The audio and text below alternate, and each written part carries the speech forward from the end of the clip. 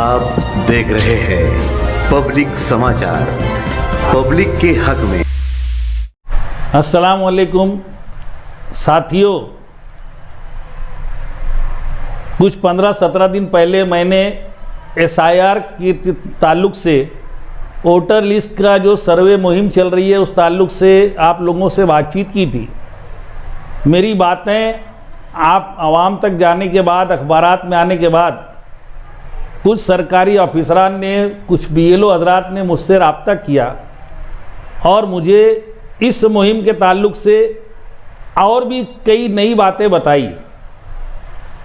जितना मुझे मालूम था उतना मैंने बोला था, लेकिन जो और मुझे बताया गया, ऐसे सनसनीखेज़ इंकशाफात किए गए कि मैं खुद दंग रह गया और मैंने ज़रूरी समझा कि आप लोगों को बताऊं। मगर किरीट सुमैया भी उसी दरमियान आने वाले थे, फिर वो धरने का एक पंडाल भी लगने वाला था। मैंने सोचा कि उतना देख लेते हैं, उसके बाद में कुछ बात करेंगे। मगर उसी बीच दिल्ली के जंतर मंतर का सब यहाँ पर जादू चलने लग गया, यहीं क्या पूरे देश में, और सब लोग जंतर मंतर की बात करने लगे। आदमी काम पर से घर पहुँचा, औरत से खाना मांगने लगा तो औरत बोलने लगी कि वो जंतर मंतर का धरना खत्म हुआ कि नहीं हुआ। आदमी घर पहुंचा, औरत खाना परोसने लगी तो बोले खाना मत कर, पहले देखना, टीवी चालू कर, देखेंगे मोदी इस्तीफा दिया कि नहीं दिया। ऐसे माहौल में जब सब जंतर मंतर ही सुनना चाहते थे तो मैं क्या बोलता। फिर बीच में नदी में पानी आ गया, लड़के बह गए, बच्चे कुछ बह गए, हमारा शहर सोगवार हो गया, हमारा शहर हमदर्दी करने लगा और हमारा शहर हमदर्दी करते आया है। कहीं भी कोई वाक़या हो जाए, कहीं हादसा हो जाए, पूरे देश में फसाद हो जाए, सैलाब आ जाए, कहीं आग लग जाए, हमारे शहर के लोग हमदर्दी के लिए खड़े होते हैं।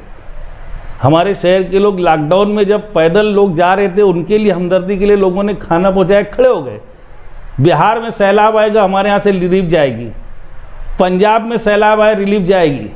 यहाँ तक कि फ़िलिस्तीन और गाज़ा के लिए भी हमारे गांव के लोगों ने रिलीफ दी, मदद की, इमदाद की। मगर कुछ बदनसीब लोग हैं जिनकी मदद के लिए मालेगांव के लोग खड़े नहीं होते, और मैं समझता हूँ कि वो बदनसीब लोग हम मालेगांव के ही लोग हैं। हम मालेगांव के लोग, हम पर कोई भी मुसीबत आ जाए, कितनी भी परेशानी आ जाए, हमारी मदद के लिए कोई नहीं खड़ा होता। कोई है नहीं, ऐसा नहीं है। मालेगांव में एक से एक दिग्गज लोग हैं, मातब्बर लोग हैं, सियासी लीडरान भी हैं, समाजी तंजीमें भी हैं और उलमा भी हैं, मजहबी रहनुमा भी है हमारे। मगर हमारे यहाँ पर हम तकलीफ़ में रहें, हमारे यहाँ गंदगी का अंबार रहे, हम कचरों की ढेर में रहें, हमारे यहाँ पे गटरें भरी रहे, हमारे यहाँ रास्तों में गड्ढे रहे, हम ठोकरें खाते रहें, हमारे स्कूल के बच्चों की तालीम के लिए स्कूलें, सरकारी स्कूलें बंद हो जाए, प्राइवेट स्कूलों में डोनेशन, भारी भरकम डोनेशन का बोझ हमारे कंधे पर आ जाए, मंदी आ जाए, हमारे यहाँ पर बिजली बिल कंपनी का अताब आ गया है। ये सारी तकलीफ़ें हमको है, लेकिन शायद हमारे लीडरों को ऐसा लगता है कि ये सब तकलीफ़ें हलवा है, इनके बारे में कोई बोलता नहीं है। नहीं बोलेंगे ऐसा नहीं है। हमारे यहाँ पर MLA हैं, हमारी म्यूनसिपल कॉरपोरेशन की हदूद में 2 MLA हैं। कारपोरेशन में जितनी आबादी है, 60% आबादी का MLA सेंट्रल के मुफ्ती इस्माइल साहब है, जिनकी पहुंच दिल्ली तक है। दूसरे MLA 40% आबादी जो है दयाना, मालदा, दरेगांव, सायना, इन सब समकसेर, केम, बाग महमूद, इन इलाकों के MLA दादा भूसे साहब है और मंत्री भी हैं। साबिक MLA साहब भी है जिनका देवेंद्र फडणवीस से भी अच्छा है, और अजीत पवार तो उनके चच्चा थे। हमारे साबिक रहनुमा साथी न्याल अहमद साहब के घराने के लोग भी है, माई से लेके बाई तक सब एक्टिव रहते हैं। मगर उसके बाद बताओ, गांव की तकलीफ़ें कम है क्या? अब मैं बोलना नहीं चाहता, मगर बोलना पड़ जाता है। मैंने पहले भी बोला था कि कुछ न कहने से भी छिन जाता है एजाज़ सुखन, कुछ न कहने से बोलने की ताकत छिन जाती है, तो कुछ न कहने से भी छिन जाता है एजाज़ सुखन, और जुल्म सहने से भी जालिम की मदद होती है। तो अगर जुल्म हो रहा है तो मैं खामोश रहूं? मैं नहीं बोलना चाहता, मगर मुझे साथी मेरे चाहने वाले, मेरे हमदर्द मुझ पर मेरे कर्म फरमा मुझको बोलते हैं कि बोलता क्यों नहीं है, बोलने का क्या पैसा लगता है क्या। मगर अब उनको क्या समझाऊं कि भैया बोलने का भी पैसा लगता है। गोदी मीडिया जैसे दिल्ली में है, पूरे देश में जैसे गोदी मीडिया है, मालेगांव में भी सब गोदी मीडिया है। ये तो मुजम्मिल सैफ साहब है, सैफ न्यूज़ वाले बेचारे, और इनके जो बॉस है मंसूर अकबर साहब, ये ईमानदाराना सहाफ़त के अलम बरदार है। ये तो दीवाना वार लगे हुए सहाफ़त की ईमानदारी से जिम्मेदारी निभाने में। इनके अलावा 2-3 चैनल वाले, कुछ अखबारात वाले हैं, ये जो है कि जो सहाफ़त को ईमानदारी से निभा रहे हैं।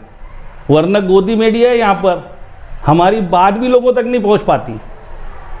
अब अगर मैं बोलता हूँ, आप तक बात पहुँचती है ये चैनल वालों की मेहरबानी से, और उससे कहीं लोगों को थोड़ा इत्मीनान होता है, लोगों की रहनुमाई हो जाती है, लोगों का डर निकल जाता है। जैसा अभी एसआईआर के बारे में जो डर खौफ बनाया गया था, लोगों की बोली भाषा बदल गई। लोगों ने जैसा डर और खौफ बनाया था, मेरे बोलने के बाद लोगों में इत्मीनान भी आया, और जो लोग डर खौफ, लोगों की बोली भाषा बदल गई। लोग कार्नर मीटिंगें कर रहे तो उनके बोलने का अंदाज बदल गया, उनकी बातें बदल गई। तो ये सब अगर मेरे बोलने से होता है तो फिर मुझे बोला जाता है कि तुम बोलो। अब आज जब मैं बोलने के लिए बैठा हूँ तो शहर में पानी की सप्लाई बंद है, पीने का पानी 5 दिन तक के नहीं आएगा, ऐसा ऐलान है। क्यों? तो बोले पाइपलाइन फट गई। पाइपलाइन कब फटी? जिस दिन धर्मेंद्र प्रधान ने इस्तीफा दिया, उसी रात में, दिन में रात में पाइपलाइन लीक हुई, और सुबह में धर्मेंद्र प्रधान ने इस्तीफा दिया। मैं रात में एक जगह शादी में गया, वहाँ मुझे सब बोलने लगे कि यार नीट का पेपर एक बार लीक हुआ तो वजीर तालीम धर्मेंद्र प्रधान को इस्तीफा देना पड़ा। यहाँ बार बार पाइपलाइन लीक हो रही है, पानी की पाइपलाइन बार बार लीक हो रही है, यहाँ कौन इस्तीफा देगा? मैंने बोला कि ये कौन इस्तीफा देगा? मेंबर ऑफ पार्लियामेंट साहिबा के 3 साल बाकी है, दोनों एमएलए हजरात, मंत्री महोदय भी और हमारे मुफ्ती साहब भी, दोनों एमएलए हजरात के 3.5 साल बाकी है, और इनको अभी 6 महीना हुआ, इनके 4.5 साल बाकी है कारपोरेशन वालों के। कौन इस्तीफा देगा? लेकिन जो आवाम की रहनुमाई की बात है, ये जो इक़्तिदार के लोग हैं, ये जो हमारी गुमराह करने का काम कर रहे हैं, अगर उनको मैं उजागर कर दूं तो इतना ही बड़ा काफ़ी, इतना ही काफ़ी है। पाइपलाइन बार बार क्यों फट रही है कि यार 60 साल हो गए, 70 साल हो गए, 40 साल हो गए, इस्लामपुरे में, नयापुरे में, दीगर इलाकों में जो पाइपलाइन डाली गई है वो आज तक फटती नहीं। अभी 17-18 साल पहले ये पाइपलाइन डाली गई गिरना डैम वाली, ये बार बार फट जाती। तो इतना नाकिस पाइपलाइन डाला गया क्या? ऐसा नहीं है। सवाल तो मैं यहाँ से करूँगा कि पाइपलाइन डाली ही क्यों गई? अभी 6 महीने में 5 बार, 5वीं बार पाइपलाइन फटी है, और 4 बार में कोई पाइपलाइन दुरुस्त करने के लिए कर्मचारी आते थे, कोई जिम्मेदार वहाँ खड़ा नहीं होता था। मगर मैंने जब बोला कि यार तुम एसआईआर में मुंडी घुसेड़ने की बजाय गट नेता साहब ने वहाँ पाइपलाइन देखना चाहिए था, जिसको 3 दिन लग गया और उसके बाद भी अधूरी दुरुस्त हुई। तो मेरे बोलने के बाद कुछ उनको सुधरे, कुछ समझ में आया कि नहीं। तो फिर गट नेता साहब भी आए, मेयर साहिबा के शौहर भी आए, कमिश्नर भी आए, सब मिल करके वहाँ गए, और उन्होंने देखा कि अब चिप्पी लगाने का, थूक लगा के चिपकाने का काम नहीं करने का, अब डायरेक्ट वो जो पाइपलाइन पूरी है पूरी बदल देने का। वरना अभी तक के यही हो रहा था कि थूक लगा के चिपका दे रहे थे, दूसरी तरफ से लीक हो जा रही थी। अब पूरी पाइपलाइन बदलने का काम हो रहा है, और गट नेता साहब अब ऐलान कर दिए कि अब मैं यहाँ बैठ के करवाऊंगा, और सब ने देखा कि खड्डे में उतर गए। मुझे लोगों ने बोला भी कि तेरी वजह से गट नेता खड्डे में। तो ये सब बातें हैं। मगर मैं बोला कि गिरना डैम के पानी की पाइपलाइन अब वहाँ दुरुस्त हो रही है, तो वहाँ एमएलए वर्किंग कमेटी के लोग भी पहुँच गए। एमएलए वर्किंग कमेटी के लोगों ने ही असल में जुम्मा की रात में 1:50 पे उन्होंने टाइम बोला था, एक वीडियो बनाई, यूट्यूब पे डाल दिए कि हम जा रहे थे, लोगों ने हमको बताया कि एकरा टूल के पास पाइपलाइन फटी है, देखो हम यहाँ पर आए हैं, ये पाइपलाइन फटी है, और ऐसा वैसा यू बयान दे दिए और चले गए। तो ये जो एमएलए वर्किंग कमेटी है, इतना ही काम है क्या इसका? हम देख रहे हैं जब से कारपोरेशन में सेकुलर फ्रंट का इक़्तिदार आया है, MIM के लोग और ये MLA वर्किंग कमेटी के लोग कहीं भी किसी भी मामले में बयान देते हैं, फ़ोटो खिंचवाते हैं, बस फ़ोटो खिंचाओ, बयान दो और घर को जाओ। कहीं कोई डील हो जाती है क्या? बाद में उस मामले का क्या होता है समझ में नहीं आता। पहले जैसा मामला तो नहीं है, चैंपियन चोर और तोड़ीबाज जैसा कुछ। भाई ये जिम्मेदारी का काम नहीं था कि तुम बयान दिए और चले गए। तुम्हारा काम था कि वहाँ बयान देने के बजाय तुम उसी वक्त फ़ोन करते, कमिश्नर को नींद में से जगाते। रात का 2 बजा था तो क्या हुआ, कमिश्नर को नींद में से जगाते।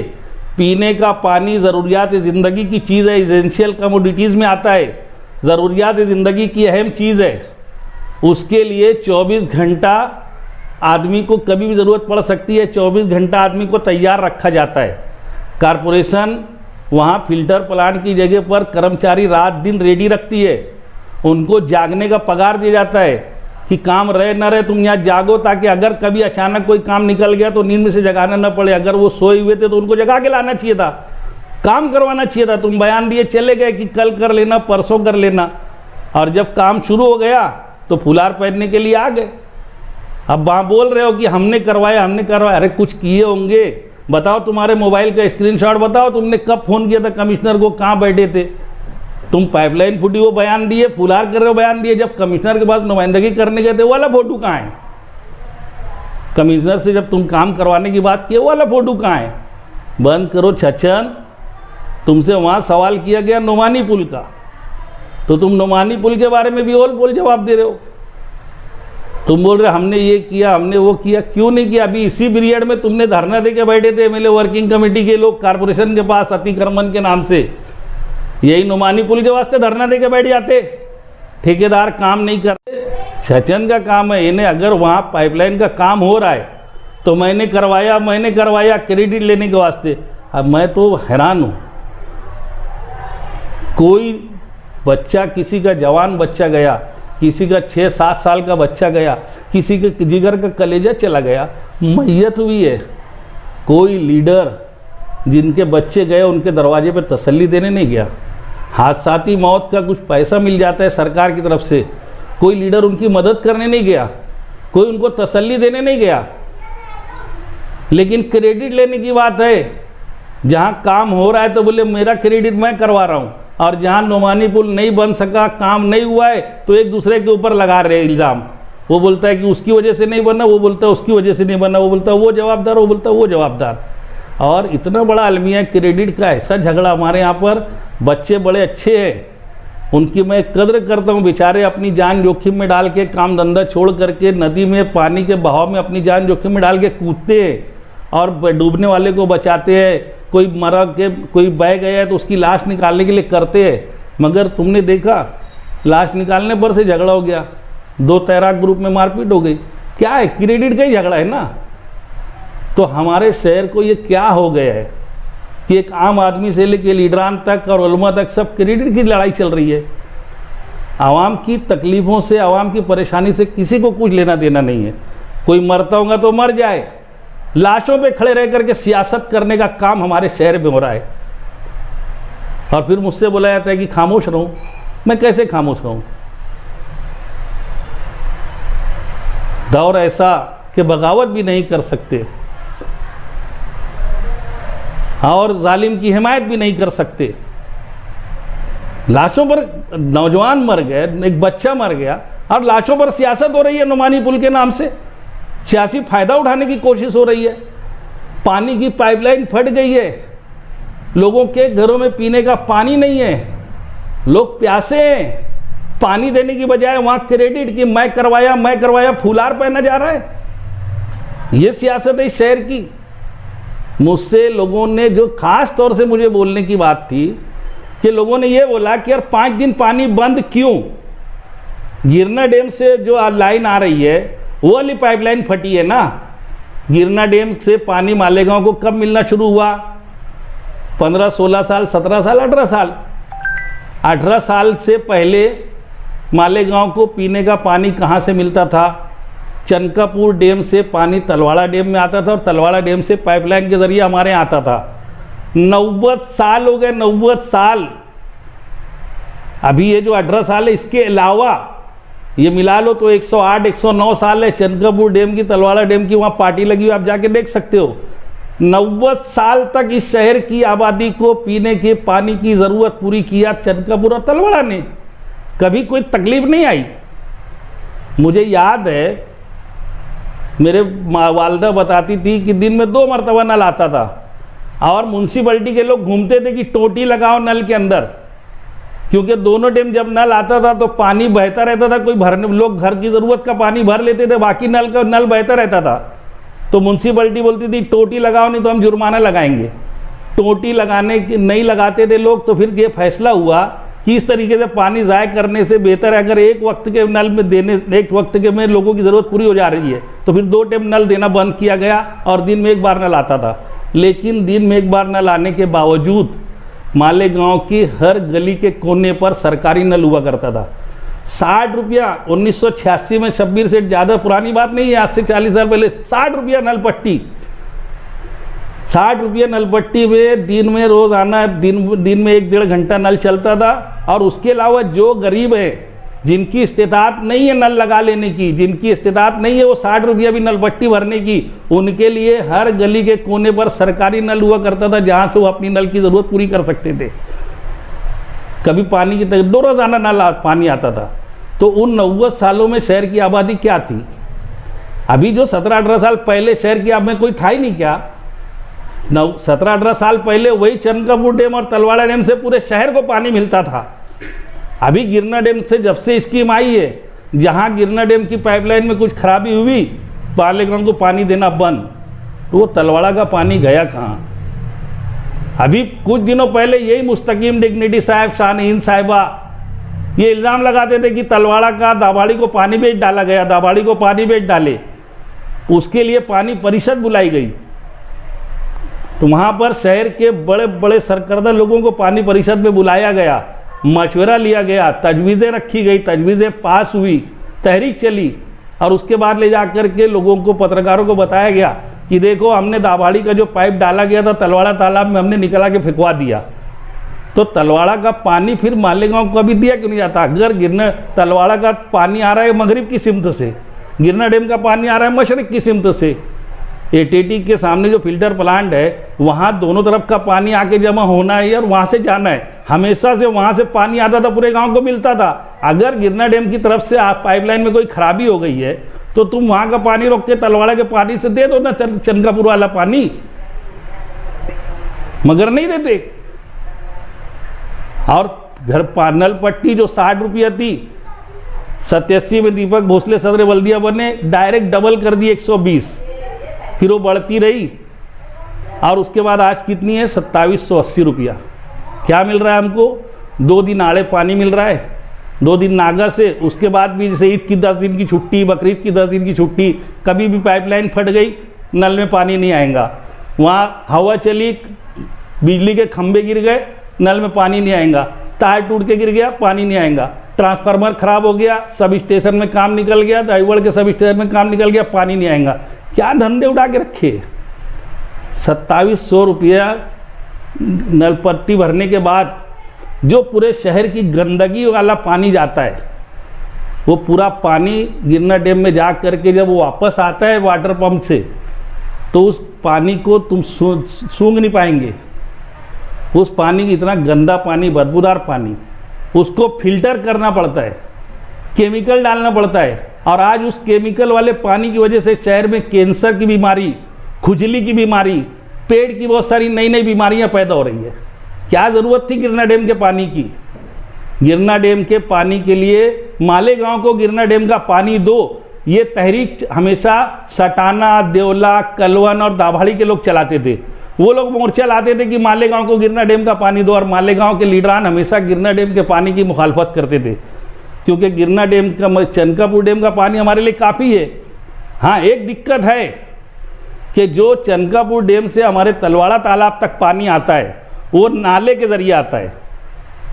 तो वो नाले के ज़रिए पानी आने के बाद में बहुत सारा पानी रास्ते में खराब हो बह जाता है। चनकापुर डैम से जो पानी तलवाड़ा तालाब तक आता है वो नाले के ज़रिए आता है। तो वहाँ से 300 MCFT पानी जब छोड़ा जाता है तो हमारे तलवाड़ा तालाब में 41 MCFT का था हमारा तलवाड़ा तालाब, और वो 41 MCFT में हमारी ज़रूरत पूरी होती थी। लेकिन जब 1996-95 में शेख रशीद साहब सदर बल्दिया बने और नलों में पानी एक दिन नागा देने लग गए, तो ये सवाल हुआ कि क्यों, तो बोले पानी कम पड़ रहा है। धूपकाला आ गया तो 3 दिन आड़े पानी हो गया, 3 दिन आगे से पानी देने लग गए। उस वक्त ये बात आई कि भाई अपने को तलवाड़ा तालाब की कैपेसिटी अब बढ़ाना चाहिए। तो 1996 में जब साजिदा मैडम सदर बल्दिया बनी, उन्होंने तजवीज़ मंजूर की कि तलवाड़ा तालाब की चौड़ाई बढ़ाई जाए, आसपास की ज़मीनें खरीद के तलवाड़ा तालाब को बड़ा किया जाए। वो तजवीज़ आने के बाद 1999 में शेख रशीद साहब सदर MLA बन गए। MLA बनने के बाद उन्होंने गिरना डैम स्कीम की मंजूरी ले आई। क्यों लाई, कैसे लाई मालूम नहीं, हमारे लिए तो ये ज़रूरी था। मगर 99 में जब MLA शेख रशीद साहब थे और गिरना डैम की मंजूरी लाए, तो सदर बल्दिया जनता दल के न्याल साहब के याकूब अब्दुल सत्तार सदर बल्दिया थे, उन्होंने म्यूनसिपलिटी में तजवीज़ मंजूर होने नहीं दी। उनके बाद थोड़े दिन के लिए एजाज बेग साहब बने, वो भी तजवीज़ मंजूर नहीं कर पाए और कारपोरेशन बन गई। पहले मेयर निहाल साहब बन गए।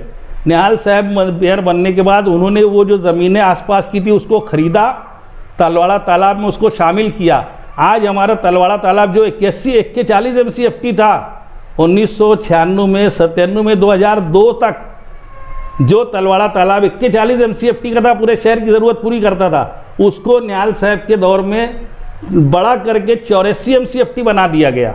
अब वहाँ 84 MCFT पानी रहता है। उसके बाद गिरना डैम की ज़रूरत कैसे आई, क्यों आई, 2005 में जैसे ही सदर बल्दिया मेयर बने शेख आसिफ साहब, इन्होंने तलवाड़ा गिरना डैम को मंजूरी भी दी और हर साल 5% पानी पट्टी बढ़ेगी ये भी तय कर दिया। जो बढ़ते बढ़ते 1200 उस वक्त थी पानी पट्टी, आज 2785 रुपया पानी पट्टी। तो क्या ज़रूरत है इतना वो करने की।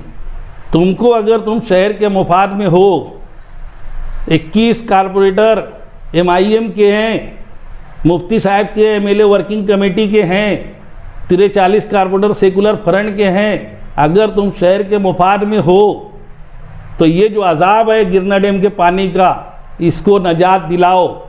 तजवीज़ पास करो आज महासभा में कि हमको चनकापुर डैम से पाइपलाइन के ज़रिए पानी चाहिए और हमको चनकापुर से पाइपलाइन बिछाना है, मंजूरी लाओ।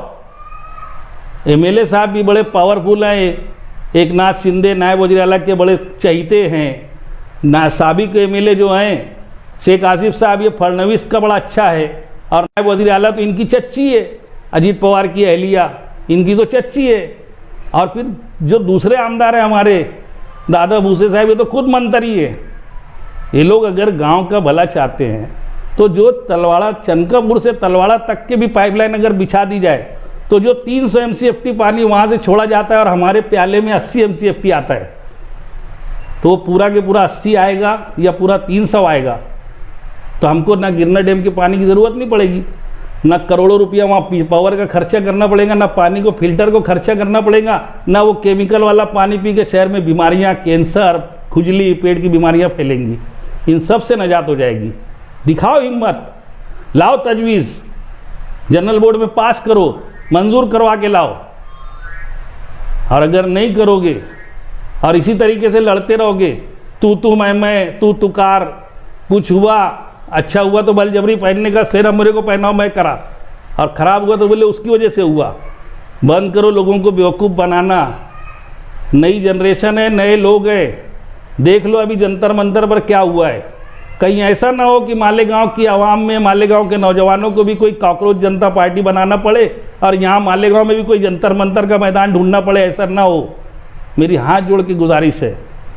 और अभी जो SIR के बारे में मैं शुरू में बोला कि मुझे बहुत संगीन किस्म के इंकशाफात हुए हैं, कुछ ऐसी बातें मुझे मालूम पड़ी है कि दंग रह जाओगे आप सुन करके। इतना ही बोलूँगा कि पहले ये जान लो कि वफादार कौन है, खुद सामने आ जाएगा गद्दार कौन है। मैं 2-3 दिन के बाद में SIR के बारे में जो मेरे को इंकशाफ हुआ है, किरीट सोमैया आया, किससे मिला, क्या किया, ये सब बातें मैं आने वाले 1-2 दिन के बाद, क्योंकि वीडियो बहुत लंबी हो जाती है, लोग भी मुझे बोलते हैं कि यार इतना लंबा बोलते हो, तब एक विषय पर बोल करके अगला विषय के लिए मैं छोड़ रहा हूँ। कुछ अगर रहेगी तो आप मेरी रहनुमाई करें। जय हिंद, अस्सलाम वालेकुम।